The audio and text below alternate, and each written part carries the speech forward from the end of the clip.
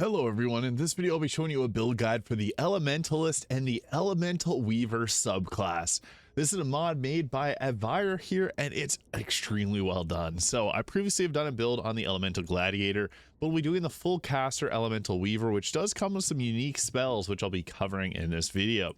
So for our cantrips, we're going to be going with the classic Ray of Frost and Firebolt for exploding and freezing, and then the final cantrips will go with Shocking Grass. Unfortunately, this mod does not have Mr. Spells compatibility, but there's still some unique spells that comes with this class mod, which we'll be covering, and we get some really useful ones too. So for our spell list, we got the ability to take Create or Destroy Water.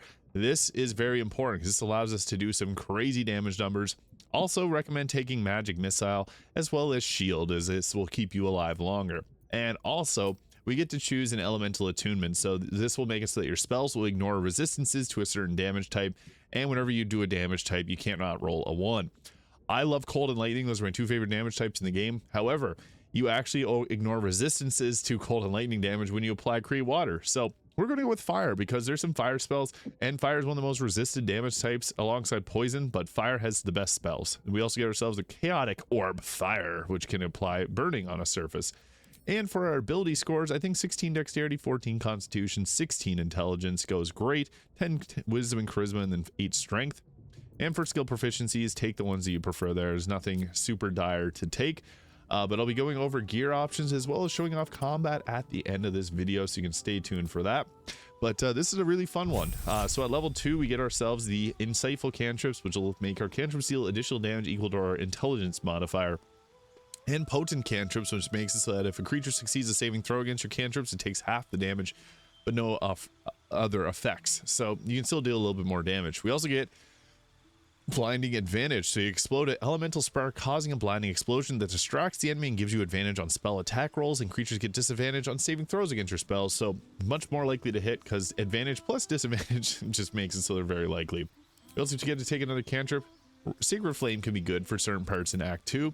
And then for our next leveled spells, I think it's good to take Thunderwave for the pushback because that can knock enemies off of cliffs, and Ice Knife for whenever you're silenced, you can still cast this spell. So that's really useful in certain instances that you may not have anything else you can spellcast. At level 3, we get the Attuned Spellcasting, so your knowledge of spells has progressed, replacing Insightful Cantrips with Attuned Spellcasting. Whenever your spells or cantrips deal elemental damage, add your spellcasting modifier to the damage dealt. And we also get the Elemental Momentum, so whenever we deal elemental damage types, we get momentum for 2 turns. Pretty good. And then we get ourselves level 2 spells, which opens things up. So Hold Person and Scorching Ray, 2 of the best, because Hold Person will make it so you can critical hit with your Scorching Rays, which will ignore resistances to fire damage. So that becomes pretty deadly, as you'll see in this video. Hold Person is one of the most underrated spells. At level 4, we get ourselves the Restoring Spark, so replenish an expended spell slot of any level by expending an elemental spark charge. Once per long rest. And we get to take 2 more spells. Melf's Acid Arrow can be nice, and also Misty Step for mobility, just to keep ourselves alive. Shatter is also not a bad spell, so if you don't want Melf's Acid Arrow, you can go that way, or even take in Burning Hands or Armor of Agathis, or even Hellish Rebuke too. And then for our feat, we're going to go with an Intelligence Improvement, as that's going to obviously be a pretty big benefit here because our intelligence modifier gets added quite a bit. You also get a class feature, so you can get your elemental spark charges after long or short rest, and we get Glyph of Warding for free. Pretty nice. We also get ourselves level 3 spells with Lightning Bolt, Lightning Arrow, Call Lightning, Hunger of Adar, Fireball, Haste, Spirit Guardians. Like, there's so many great choices here. I think it's nice to have these 2 damage options. There's also the Wounding Ray, which deals 5 to 40 necrotic damage and leaves a festering wound dealing damage over time. Not a bad spell, but nothing beats a good old Lightning Bolt and Fireball, so we'll go with that. And then we also got the Empowered Damage type, so unlocks the Acidic Infusion spell, which basically is like a blast your enemy with a acid. You get coated in lingering acid, causing your acid attacks to be more potent till your next turn. So there's some pretty strong ones. I like the Blast of the Winter or Empowered Electricity because, as you know, you can set up some pretty crazy damage with that. There's also ones for pretty much every damage type. I'm going to go with the Empowered Frost here. So we got ignore resistance to fire, deal the extra damage with cold. At level 6, we get ourselves the Adroit Spellcaster. So cantrips targeting foes can target an additional creature, and this target can be chosen twice. Pretty good. Only once per battle, though. Then we get the Cursed Mark. So So you mark an enemy with the elemental sparks and will be inflicted with Curse of the Debilitation, which for 3 turns they'll take 2 to 8 psychic damage. And we get ourselves a choice of 2 more cantrips, with some new ones being Pulsating Web, strike a creature with a Gossamer Skin Adhering Web, and pull it 3 meters closer to you. We also get ourselves like Bone Chill and Vicious Mockery. So we'll go with Bone Chill there to stop targets from healing. And then for our next level spells, Haste is really good, but you can also have like if you have a sorcerer on the team, Twinned Haste is just better. But Spirit Guardians and Hunger Vidar, they do both require concentrations, but can be very effective when used right. Spirit Guardians, when you're fighting lots of enemies with low health and you want to run in and through them, and especially with your momentum, you can get moving around a lot more. And Hunger Vidar is good for holding places down. You can go with Haste, but as I mentioned, sorcerers just do it better. But at level 7, we get another subclass feature with the Empowered Evocation, so you can add your intelligence modifier to any evocation spells, which we took a few of already, so we're prepared. And we get some more evocation spells like Ice Storm and the Wall of Fire, which are 2 of my favorites. But Minor Elementals is a good one to go with too, because you can actually create ice surfaces with this for crowd control, and then use these to make ice little minions. And then we get some immunity ignoring options here. So if there's anything immune to cold damage or lightning damage, you can use this to overcome that. Same thing with some of these other choices, but I think that the immunity piercing lightning is nice, because there are some targets that will be resistant or immune to lightning, so we can go with that just as a nice safeguard to be able to spell cast a little bit stronger against them. And we get some more spells, and we get our unique spells here, which I talked about, so that'll be exciting. I'll show that off in a moment. Another nice spell, Guardian of Faith, which can protect us, and Wall of Fire for more crowd control. And then with our special spells, so these are ones that are unique to this class, which I mentioned. So we got like the Acidic Darkness, which will do basically like an acid damage version of Hunger Vidar. Acid Shot, taking acid damage and create an acid surface. Acid Slam, which will create a pool of acid, reduce armor class by 2. Hellfire Orb, which Hellfire is really strong fire. It only does 3d8 of fire, but it's still pretty good. Lash of Fire, which is like these are all bonus actions, so it becomes pretty strong. This is like our we have a attack Scorching Ray, which is very similar to that. Hellfire Blast, which hits in an area. Frigid Blast, doing cold damage, and if they fail their save, they become brittle. Icicle Blast, which will create ice surfaces, and Frigid Strike, which can possibly chill a target. What's nice about this is chill actually will double our cold damage, so we're going to want to have that. Erupting Blast can knock back creatures in a line. This will stun targets, which is really useful. Repeating Bolt, you can shock an enemy 3 times, dealing multiple lightning damage and creates lightning surfaces. Booming Quake can knock enemies prone. Sonic Boom, Thunder and Force damage, pushes creatures back, which is similar to our Thunder Wave. Just Thunderous Detonation, big explosion, good damage. Sunlight Burst, which does fire and radiant damage and blinds all creatures in its path. This will do more fire and radiant damage, and this is Radiant Sunstrike, which will make it so that the target becomes blinded as well. Freezing Death, which does necrotic and cold damage. Basically also applies Bone Chill. Piercing Miasma here, shoot a needle, pure miasma. The target, even those that resist the spell, are left with a permanent scar. Does a good amount of damage. Festering Wounds, which will fester and deal damage over time. Blast of Sickness will poison the target, giving disadvantage on attack rolls. Toxic Vapors does poison and acid damage. And then the Venomous Strike, which does poison damage and can potentially poison the target. I think the best ones are actually go with Frigid Blast, Frigid Strike. You can take whichever one of these that you think is best for your character. Sonic Boom or even Hellfire Orb, some of the best ones in my opinion. And for our ability score improvement, we're going to take our intelligence up to 20 for further increases to our damage. So yeah, there's some good choices there. So this will increase our critical hit chance with spells, which is awesome. And then we can pick 3 more of these. So I think Hellfire Orb is a good one to take. Sunlight Burst can blind all creatures in its path, which is nice too. And this can knock enemies prone, which is pretty useful too. But you can also go with the Acidic Blackness, which can blind targets too. So you got some really good options. It's very strong.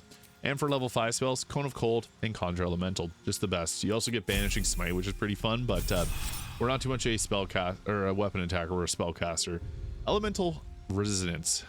So whenever you deal damage with an elemental spell, you're stricken with Elemental Resonance. This increases your spell attack rolls and spell save DC by 3 for the duration of its effects. Pretty good.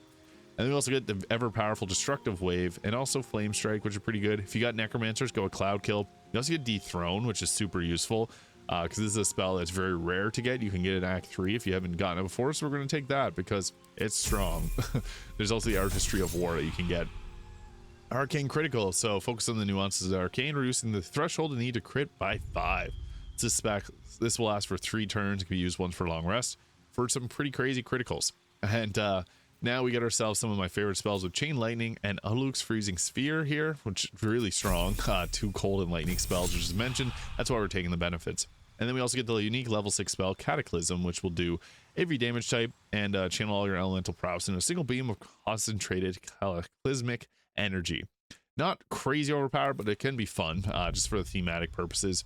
And then for the final level spell, take Circle of Death because that hits in a huge area, and Wall of Ice. And for our final feat, I think Alert for the +5 initiative works great here. So yeah, the Elementalist, a very strong spellcaster. As you can see, we got a ton of spells. So the way we set this up is important. We do get 2 level 6 spell slots, which is really great because we got a lot of spells that we just want to cast. So how we're going to set this up is actually by using, we're going to start with the, you can see yourself the Staff of Spell Power, and then you can use the Arcane Battery to give yourself a free upcasted version of our Water Mirror Madon, which is going to be a big asset for us because this can create vulnerability to cold damage. So we'll use that for our free cast. And then we can take back the staff and get another free cast to be able to cast ourselves like the ice methods here. So we can pop those bad boys down there. And then we got ourselves the ice methods, which is nice to have. And then you can also go ahead and summon in like your us and all that. And Guardian of Faith if you know yourself get into a fight. But what we're going to want to do is for gear, Hood of the Weave for +2 spell save DC. I like the cloak protection, the boots, and the ring just for increased armor class. I want the snowburst ring to create ice surfaces under the enemies, so you can go with Nair's boots as well, the disintegrating Nightwalkers. Helldust gloves for additional spell attack rolls and spell save DC, although you can also go with the gloves of the Blighorn Skies because this will help stack up reverberation stacks. And for our armor, if you want to really min-max it, then the Helldust armor is the best choice, but you can also go with the Robe of the Weave for better spell casting. And then with a shield, this will put our armor class to 21. Not crazy, but it's good. And then with the Helldust armor, we get our armor class up to 27, so that's a lot better. And then with this, we also like the Hellrider Longbow for increased initiative, but I'll show off what we're going to do in combat to make the most out of this build. So our setup, if you know you're getting into a fight, drop down a Guardian of Faith, because, no, disappeared. Because what this will do is it'll continually attack enemies that attack you, so this can be a nice little benefit for us to start off with that. And again, if you know you're getting into a fight, Create or Destroy Water is really nice because you can set this up to apply vulnerability to cold damage. So we'll just drop a Create Water there. It doesn't actually affect people because they don't view it as being a damaging spell, so that's great. And then once you get that all set up, we'll get into combat. So you can start off with something like Cone of Cold, obviously being a very powerful spell, but a very effective spell too. So that's a nice one to start off with. So I'll get so that we can hit as many targets as possible with this. And yeah, we got everyone perfect, so I was able to get this one and that one there. So starting off with an ice surface is perfect because when you have difficult terrain, it makes it so the enemy has a harder time getting around, and we just pulled out a random attack there. I'm not going to use my teammates, but we still have our other action here and our bonus action, which we can spell cast with as well. So some of the fun options is, I mean, Ice Storm's always good. Chain Lightning is very effective as well. So you can set up, if you see multiple targets together, like over here, I'd have to run through the ice, unfortunately. So that's not probably the most ideal, but we just had some people appear back here, so I can blast them with the Chain Lightning back there. And that chained through and took out 4 of them. So that was pretty crazy. And then we still got our bonus action for some of these awesome attacks, like the Sonic Boom here, which can knock enemies off of the ledges. And we stack Reverberation on them because of the Gloves of the Blighorn Skies. And we took one out by sending them into the river for a swim. So pretty effective turn. We can just end things off there. What's cool is that spell casting will let us do those multiple target cantrips, which is awesome. And it also counts the Frigid Strike as a cantrip, so that's even better. I guess all the other ones too. We'll just end our turn there, let everyone do their thing. Our Water Mirror Madon, the biggest benefit of this is going in and doing Healing Vapors. Yes, it will heal, but it'll set up water for us to further damage the enemies. But it can also be nice like chip damage, so we can hopefully take out multiple of them here. Knocked one of them prone, didn't hit them. That's fine, we'll just call that a win. And the Water Mirror Madon can also teleport around to pull enemies towards you, so it's pretty effective in terms of its damage. So we'll just skip through the enemy's turn here. And we're going to see something go off here if they decide to move. What's funny is any little pockets outside of the ice, they are constantly going to be moving to those areas because the AI will pull them that way. So you can actually set things up in your advantage if you know there's like a ledge nearby. We're unable to get an attack off there, but they attacked our ice mephit. So their mistake, because we can death burst. Sorry, Gale, you're going to take a hit here. 3 damage, that was pitiful. But hey, it's better than 0 damage, so that's something. Our Divine Guardian of Faith here was able to get an attack off too, which is pretty nice. But now back to our turn. We got a nice group of them slumped together there. So you got the Elithid ability free cast. You can get yourself another Chain Lightning. I didn't even mention, but I should have used Kareska's Favor for another free Chain Lightning.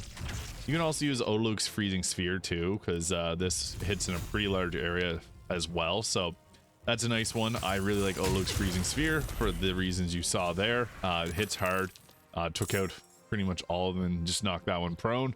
And then we still got ourselves another action. It looks like someone else joined the fight too, so I guess we'll try to take them out. I'll show off the Acid Blackness because this is pretty cool too, so I'll just drop this down. Bonus action ability, it's basically Hunger Vidar without a concentration, so I'm a fan of that.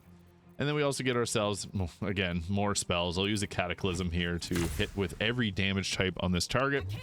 So boom, death ray of everything. They took a lot of damage and it just deleted them effectively. And my poor team is getting hit by my Hunger Vidar. We also got the blinding advantage, so I didn't even mention this, but this will give yourself the advantage on your spell attacks, and then they get disadvantage on their spell attacks too, so that's obviously pretty strong.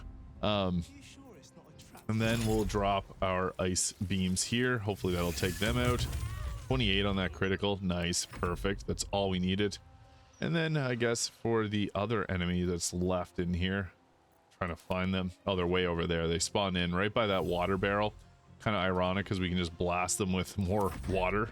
But yeah, we got ourselves, just got to wait for them to come to us, and I'll just skip everyone else's turn.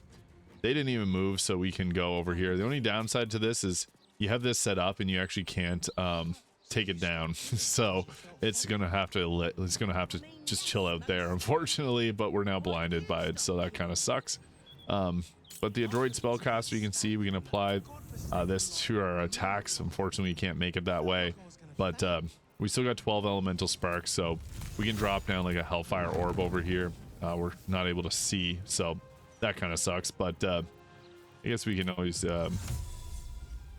Misty Step to the edge of it, hopefully, and we're out of the darkness. Perfect. So then we can we did use our bonus action, but we're out of level 6 spells as well, but we can also just go with a good old-fashioned fireball over there. And there's a water barrel, so that's perfect. I might not even be able to hit that because of the height differences, so that sucks. I can hit with an ice storm right here, so I may as well just drop that right there and make ice surfaces. We actually can end the concentration here. I forgot you can close it off down there. It doesn't say it requires a concentration, but then you can drop yourself a Hunger Vidar there. But then we can also just drop ourselves another ice storm because of the huge radius that this spell has, and that will hopefully take them out. Perfect. So that was good. That is the Elemental Weaver of the Elementalist. It's pretty strong. As you can see, bonus action spells like Hellfire Orb are pretty good, so... Oh, he missed that. And it became lethargic, but you can see there it leaves Hellfire on the ground too. We got ourselves into another fight, but yeah, that's the Elementalist in Baldur's Gate 3. Let me know your favorite thing about this build in the comments. Hit the subscribe button below if you haven't already, and I'll see you all in the next video.